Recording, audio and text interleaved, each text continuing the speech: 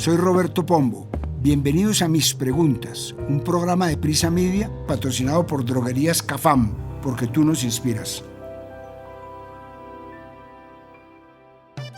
Los buñuelos, la natilla y los tamales son parte importante de la celebración navideña en Colombia, pero ninguna Navidad está completa sin la música de Gustavo el Loco Quintero, Los Hispanos, Pastor López y demás música tropical.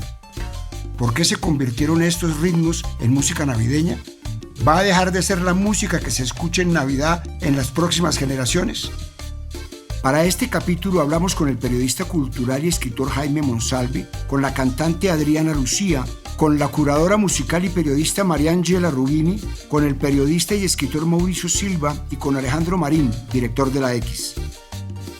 Soy Roberto Pombo y este es el capítulo 118 de Mis Preguntas. Bienvenidos. Desde hace unos años se han vuelto tendencia varios animales que supuestamente predicen resultados de partidos y hasta de elecciones. Se me viene a la mente, por ejemplo, el pulpo Paul, que predijo que España sería campeona del Mundial de 2010, el armadillo Norman, el gato Aquiles o la cabra Sibicaya. Yo sé que parece una lista de personajes descartados de una serie animada, pero no es así.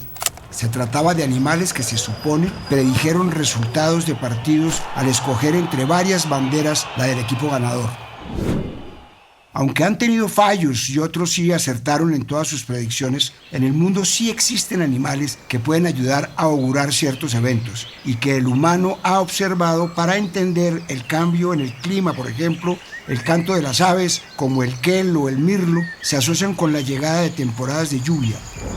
Hay ranas que son bastante sensibles a la presión atmosférica y antes de una tormenta o lluvia incrementan la intensidad y frecuencia de su croar.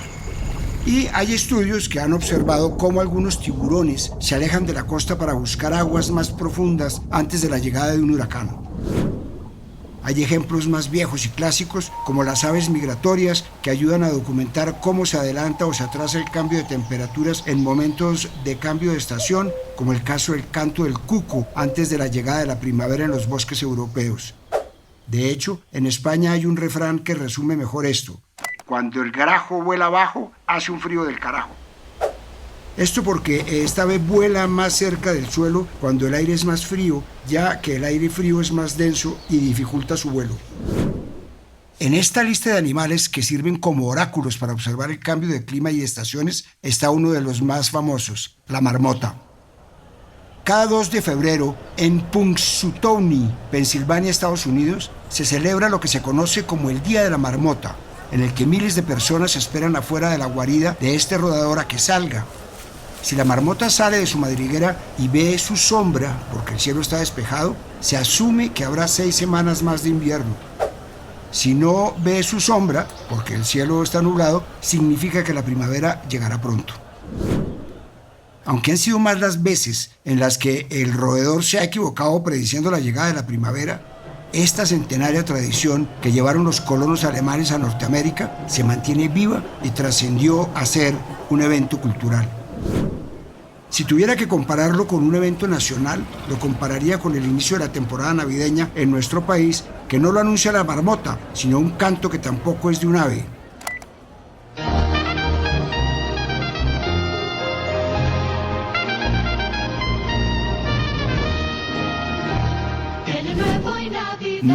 No fuimos a comerciales, pero estoy seguro de que esta canción les trae recuerdos y les hace sentir en Navidad, aunque muchas veces suene en noviembre o aunque la ponga en marzo. La llegada de la Navidad en Colombia no siempre coincide con el inicio del mes de diciembre, sino con el afán de los comerciantes, que son nuestra propia marmota, que nos indica que la Navidad se anticipó, llegó tarde o a tiempo.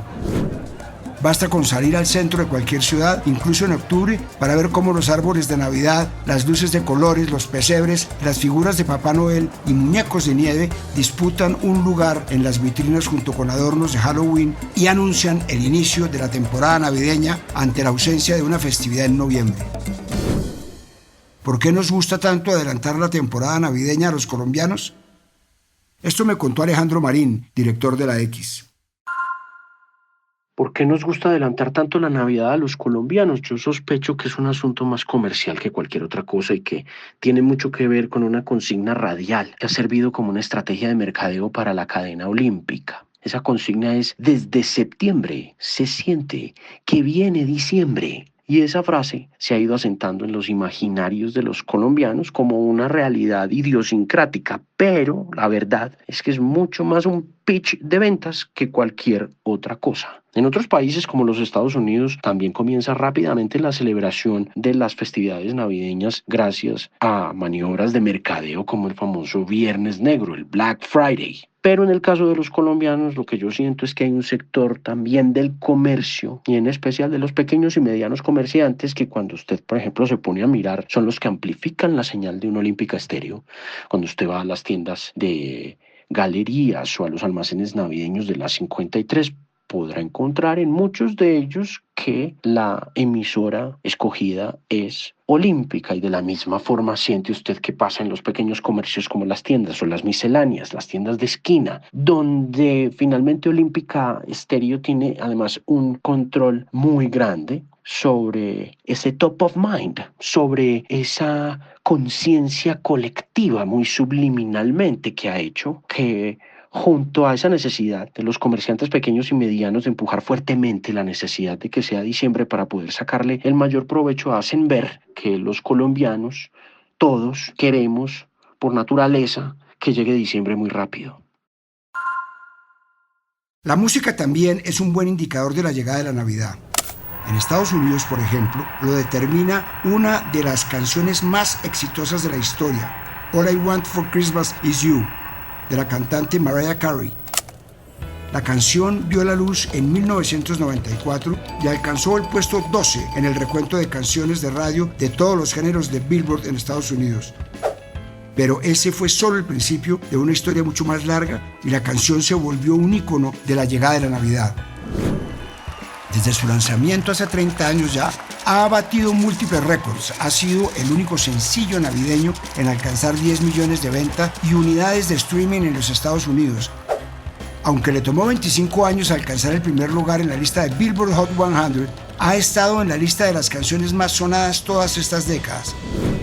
Solo en reproducciones en plataformas de streaming, Carey ha recaudado más de 60 millones de dólares con la canción, que ni siquiera incluye lo que ha ganado por ventas de álbumes, descargas, licencias y otro tipo de regalías. Y en esta, su 33ª temporada navideña al aire, la canción se acerca a los 2.000 millones de reproducciones en Spotify. Mejor dicho, la canción de Mariah Carey es el equivalente a la marmota para saber que llegó la Navidad en Estados Unidos. Intenté hacer el ejercicio del equivalente colombiano, de pensar en una canción que nos diga, es oficial, ya llegó la Navidad. Algunos dirán que es el tradicional jingle de una marca de café muy popular, pero me refiero a una canción propiamente.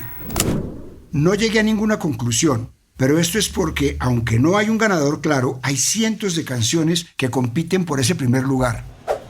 Nombrar solo uno sería injusto con la gran cantidad de artistas y bandas que se han ganado a pulso un lugar en la tradicional lista de la música navideña nacional que ya ajusta varias décadas. En Colombia, los villancicos son tradicionales de la Navidad, como en cualquier otro país, pero esta época del año tiene un sonido diferente aquí, mucho más tropical, con ritmos sabaneros, costeños. La Navidad en Colombia suena a los corraleros de Majagual, Pastor López, los melódicos o los hispanos. Una pista de estas canciones decembrinas nos la puede dar una de las selecciones más famosas que existe desde antes de que existieran las plataformas de música, las memorias USB, los CDs e incluso los cassettes. Me refiero al famoso compilado de los 14 cañonazos bailables de Discos Fuentes. En 2020, esta publicación cumplió 60 años. Aunque no lo parezca, para los estándares tecnológicos de hoy, en 1960, la disquera logró algo que era una novedad: incluir 14 canciones en un disco de acetato. Para esto se ingenió la forma de que los surcos del disco fueran más finos. En ese momento, todos los discos traían 6 canciones de un lado y 6 del otro. Pero además, don Antonio Fuentes, el fundador, y sus hijos tuvieron una idea que, aunque hoy suene como algo convencional, para su época era toda una innovación: reunir en un solo disco música de los artistas más sonados de ese año. Entonces cumbias, porros, bullerengues, vallenatos y otros ritmos de los más sonados y de los artistas más famosos estaban reunidos en un solo disco. Entonces, en octubre de 1961, vio la luz el que sería el primero de una larga lista de compilados muy exitosos y que se convertirían en una tradición navideña colombiana. La carátula era una imagen de uno de los cañones que sirven como centinelas en la ciudad amurallada en Cartagena, ciudad en la que se fundó Discos Fuentes. Esa imagen también sirvió para dar nombre al compilado porque se refería a 14 canciones explosivas, fuertes. Otro símbolo de esta serie de discos, que hasta hoy siguen saliendo, eran precisamente sus portadas. A partir del volumen 6, comenzaron a ser modelos en traje de baño las que aparecían y claro, la decisión causó polémica, especialmente en una época en la que el país tenía, todavía más que hoy, una tradición conservadora. La decisión fue osada y todavía hoy las carátulas de los cañonazos siguen siendo modelos en bikini. En la primera edición, cuando la carátula todavía era una foto de la ciudad amurallada de Cartagena, se incluían canciones como Misagún de Lucho Bermúdez, El pájaro picón de la Sonora Cordobesa, La compatible de Pedro Laza y sus pelayeros y La cinta verde de los Teenagers, una de las canciones más importantes en la música decembrina. Esto decía Gustavo el Loco Quintero sobre la canción en el programa Los Puros Criollos. Eso, mejor dicho, hasta 2 y 3 veces la repetíamos en la noche. Eso le digo, pues, gente de todas las clases sociales. Es extraordinario, La cinta verde. Eso fue un hit grandísimo. Se dice que para armar este compilado se le preguntaba a todos los empleados de las disqueras y de otras ciudades por las mejores canciones del año. La idea de un disco con lo mejor de la música bailable del año fue un éxito a tal punto que varias décadas después otras disqueras intentaron lo mismo con sus propios compilados, aunque no tuvieran el éxito que fue Los 14 Cañonazos. Busqué al periodista y escritor Mauricio Silva para que me contara por qué fueron tan importantes Discos Fuentes y sus 14 cañonazos para la música colombiana. Esta es su respuesta. De lejos, pero muy de lejos, el álbum 14 Cañonazos Bailables es el producto discográfico más importante de la música decembrina en Colombia, pero muy de lejos. Esta fue una idea del ingeniero y empresario cartagenero Antonio Fuentes, que era el fundador y director de Discos Fuentes, quien en 1961 le dio por hacer esta idea, que es un cabezazo sensacional, de reunir 14 cañonazos bailables en un solo disco. Y en ese año pues lanzó un disco que traía La cinta verde, El pájaro picón, La negra caliente de Pedro Laza, entre otras. Un álbum que por supuesto se volvió una pieza de colección muy difícil de conseguir. Pero fue en la década de los 70 y en la década de los años 80 cuando 14 Cañonazos Bailables se convirtió en el álbum principal, en la banda sonora principal de la Navidad de los colombianos, porque ahí estaban los sonidos de los corraleros de Majagual, de Fruco y sus Tesos, de Latin Brothers, de Alfredo Gutiérrez, de Lisandro Mesa, Aníbal Velázquez, Calixto Ochoa, Chico Cervantes, entre otros, ¿no? Entonces yo sí recuerdo haber visto en mi barrio y en las casas de mis amigos que ese disco era un infaltable. De hecho, la gente esperaba que llegara en diciembre para saber a qué estaba sonando y qué era lo que estaba sonando en Colombia para la Navidad. Para algunas personas, como el periodista musical Jaime Monsalve, fueron justamente los 14 cañonazos los que hicieron que esta música fuese considerada navideña. Según me contó Monsalve, autor del libro sobre música colombiana En Surcos de Colores, es más o menos desde la década de 1970 que la música grabada en los 60 y lanzada en esa década es considerada de antaño. Y una de las particularidades de la Navidad es que siempre estamos viendo hacia atrás en el tiempo, recordando los buenos momentos en casa, recordando a los familiares que ya no están, las viejas cenas, los encuentros en el barrio y con familiares que tampoco están. Yo agregaría que siendo un país en pleno trópico, no podíamos esperar una tradición musical navideña muy alejada de la que tenemos. Y siendo un país católico, estábamos inevitablemente destinados a celebrar la fiesta más importante del año con ritmos antillanos, africanos y tropicales que ya eran muy populares en todo el país. El éxito de estos ritmos tan mestizos es viejo. Algunos hablan de que comenzó en la década de 1940, de una mezcla entre el porro, el bambuco, la cumbia, las big band europeas y otros sonidos. La llegada del LP o discos de acetato al país ayudó a que la música estuviera presente en algunos hogares y no tenían que esperar a ir a ver y oír una orquesta. Para la década de 1950, las disqueras ya existían en el país y se hicieron más importantes, y tanto ellas como los músicos cayeron en cuenta de la importancia de la Navidad en las celebraciones de las familias, y así comenzaron a grabarse las primeras canciones de música tropical con temática decembrina. Por ejemplo, entre 1958 y 1960, la Sonora Matancera grabó varias canciones que se fueron volviendo himnos de esas temporadas, como Rumba en Navidad, En la Nochebuena, Recuerdos de la Navidad y Cuando llegue la Navidad y muchos otros. Lo mismo hicieron otras grandes bandas de música tropical de la época, como la Villus Caracas Boys, que en 1965 lanzó su disco Fin de Año, que incluía canciones que todavía hoy suenan, como Año Nuevo, Cantemos con Alegría y Canción de Navidad. Las grandes bandas venezolanas, como la Villus y Los Melódicos, habían tomado la música de Lucho Bermúdez y Pacho Galán y las cumbias colombianas y le dieron un toque más moderno. La música de un lado de la frontera era la misma que del otro. Según le dijo a CNN el investigador musical y escritor Alberto Burgos Herrera, para esa época Venezuela tenía la influencia de la música dominicana, cubana, puertorriqueña, pero cuando llegan a Colombia estas bandas se dieron cuenta de que la mata de la música bailable no había que buscarla en otros países, sino que solo era cuestión de pasar la frontera y la tenían aquí en Colombia. Ya en la década de 1970 y en la siguiente, otras grandes orquestas grabaron álbumes o sencillos navideños que todavía componen la banda sonora de la temporada decembrina, como Los Melódicos con Felices Navidades, y la orquesta de Adolfo Echeverría lanzó Las Cuatro Fiestas, canción que después popularizaron Joe Arroyo y Diomedes Díaz.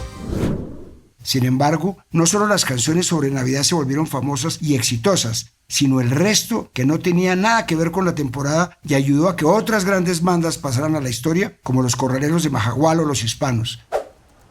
De acuerdo con John Edison Montenegro, magíster en música de la Universidad Javeriana y docente de la Escuela de Música de la Universidad Sergio Arboleda, esta música tiene mucha relación con las fiestas de diciembre y con espectáculos en vivo, porque en esos años de auge sonaba sobre todo en diciembre. La música parrandera que se escuchaba está pensada desde el punto de vista del mercado para ser cantada, festejada y promocionada en diciembre para hacer un éxito en ventas. Llamé al periodista cultural Jaime Monsalve para que me contara por qué la música tropical de estas orquestas y bandas se convirtió en música de temporada navideña. No, yo creo que la música que empieza a compilarse, digamos, de los sellos, Fuentes, Codiscos, Sonolux, en determinado momento, empieza a ser mirada como música navideña, en realidad, diría yo, como de mediados del 70 para adelante. ¿Por qué? Porque ya desde ese momento, la música grabada en los 60 y lanzada en los 60, 65, etcétera, ya era música considerada de antaño. Y una de las particularidades de la Navidad es que siempre estamos viendo hacia atrás en el tiempo, recordando los buenos momentos en casa, recordando a los familiares que ya no están, las viejas cenas, los encuentros en el barrio, todo eso, y el hecho de que esta fuera música que en algún momento en la infancia de muchas personas acompañara esas festividades o incluso los momentos en familia, sin necesariamente en familia, de ser Navidad, hizo que esta música después cobrara ese cariz nostálgico que la convierte en lo que podríamos mal llamar de alguna manera música navideña. Cuando digo mal llamar es, por ejemplo, el hecho de que el Loco Quintero, por ejemplo, era muy poco dado a calificar a lo suyo música de Navidad. Él en vida insistía que era música para todos los momentos del año, que lo que él grababa era para escuchar en cualquier mes del año donde fuera y que no podía circunscribirse única y exclusivamente a la Navidad, porque eso era como replegarlos en un solo mes. Hay música, por supuesto, dentro de esos grandes clásicos que sí es estrictamente navideña, ¿no? la víspera de Año Nuevo, 24 de diciembre, temas que hablan estrictamente de la época navideña, pero la gran mayoría es música que no tiene esa temática, que podría ser escuchada perfectamente en cualquier otro mes del año, y de ahí la lucha de muchos de los intérpretes porque no se les relegara únicamente a los diciembre. Fue entonces que la época dorada de todo lo que conocemos como música navideña se consolidó. En las décadas de 1970 y 1980, nombres como Rodolfo Aicardi, Gustavo el Loco Quintero, Buitraguito y Pastor López se hicieron populares y sonaban en todas las emisoras al tiempo que se comenzaban a armar los arbolitos de Navidad. Este último artista se terminó por convertir en uno de los más grandes en su género. El venezolano, criado en la frontera del lado colombiano, tomó prestados los ritmos como la cumbia, el porro y la salsa y los convirtió en un clásico decembrino que se le conoce popularmente como chucu chucu. De su amplia discografía hay muchas canciones decembrinas, pero la que terminó por convertirse en un himno fue su canción El Ausente. Esta canción de su álbum Aquí está el sabor, de 1980, se popularizó como parte de la nostalgia que también trae la Navidad, con un relato épico y triste del hijo que está en una cárcel, lejos de su casa y de su familia, y en la Nochebuena le pide a su juez que le permita la visita de su mamá. Sí, porque la Navidad pendula entre la alegría y la tristeza y melancolía, como esa terrible canción en la que un niño le pregunta a su mamá dónde están los juguetes que le debía traer el niño Dios. ¿Por qué pegan tanto las canciones y villancicos tristes en Navidad? Esto me contó la cantante Adriana Lucía. Definitivamente es un tema cultural y el mejor ejemplo que tengo para explicarlo es Faltan 5 para las 12. Yo siempre hablaba de esta canción como una canción alegre, fiestera, pero en Bogotá se referían a esta canción como una canción triste, nostálgica. Y si bien para mí también era nostálgica, era una nostalgia endulzada. Hasta que me di cuenta que nosotros en Córdoba o en la costa escuchábamos la versión de Aníbal Velázquez, pero en Bogotá la de Néstor Sabarce. Una versión lenta, con guitarra, y la de nosotras era en ritmo de guaracha, de charanga, con acordeón. Los villancicos que yo cantaba cuando era niña en el Carito, en mi pueblo, en Córdoba, se tocan con tambora, alegre, maracón, guache, totalmente contrastante con un mamá, ¿dónde están los juguetes? Y estas tragedias que cantan los villancicos. Pero creo que llego a la misma conclusión. En diciembre todos nos ponemos nostálgicos de lo que pudo haber sido y no fue, pero en la costa las penas se cantan, se bailan, y en el interior se lloran. En la primera Navidad que pasé en Bogotá empecé a escuchar la música con la que recibí en diciembre. Ay, cariño, no te vayas, vida mía, a brindar por el ausente. Y resulta que yo estaba acostumbrada a recibir diciembre con El Binomio de Oro, con Típico Merindio de Joe Arroyo y sin duda alguna con Lavillos Caracas Boys. Pero lo que más me llamó la atención es que las canciones que estaba escuchando era la primera vez que las escuchaba y todo el mundo se las sabía. Entonces entendí que tanto caribes como personas del interior usábamos la Navidad como excusa para sacar las penas, para bailarlas o para llorarlas. Pero no toda la música decembrina es la tropical. En buena parte del país hay un ritmo muy particular de los diciembres y me refiero específicamente a la parranda paisa. Esta es una música que llegó del campo a la ciudad, hecha por campesinos con sentido del humor. De hecho, se dice que una de las primeras canciones que se compuso de este género fue 24 de diciembre, interpretada por Lucy Figueroa. O sea, que es un ritmo que nació siendo navideño. Con el tiempo, fue introduciendo un estilo más picaresco, que incluía doble sentido, aunque sigue siendo una música que anuncia la llegada de la época decembrina. Para el periodista Jaime Monsalve, este género le ha cantado más a la Navidad que la misma música tropical colombiana, entonces se entiende que haya calado tan hondo, sobre todo en el interior, en regiones como el Viejo Caldas, Antioquia o incluso el Valle del Cauca. Con el paso de los años, otros ritmos se han sumado a lo que consideramos la música de diciembre. Géneros ya muy establecidos como la salsa y el vallenato también han sacado sus clásicos que se suman a las celebraciones, como la bomba en Navidad de Richie Ray y Bobby Cruz, la bomba navideña del Gran Combo o el mensaje de Navidad de Diomedes Díaz. Aunque estas adiciones son recientes, ya no son tan nuevas. Busqué a la curadora musical y periodista Mariangela Rubini para que me hablara de lo que está pasando hoy a nivel musical en las Navidades. Le pregunté, ¿ha cambiado la música navideña que escuchan los jóvenes hoy en día? Oigamos su respuesta.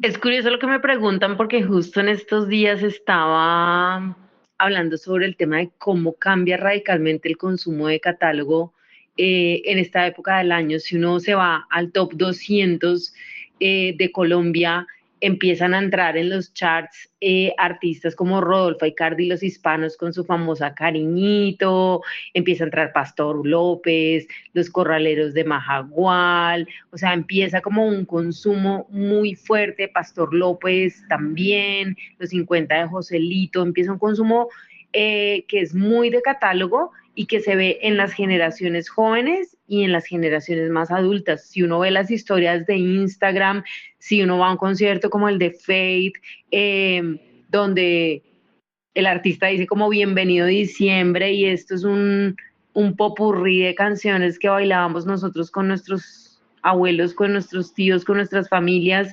Diomedes Díaz o todo lo que tiene que ver con vallenato, Joe Arroyo, el grupo Nietzsche, o sea, radicalmente todos esos artistas se meten en el top 200 con sus canciones más icónicas, Lisandro Mesa, y al final termina siendo como un consumo transgeneracional, ¿no? Es como que los niños, los jóvenes, los adultos, todos empezamos a consumir esa música que además nos hace como sentir mega orgullosos, nos da felicidad, nos pone a bailar y se refleja claramente en los consumos de stream y en digital y en TikTok.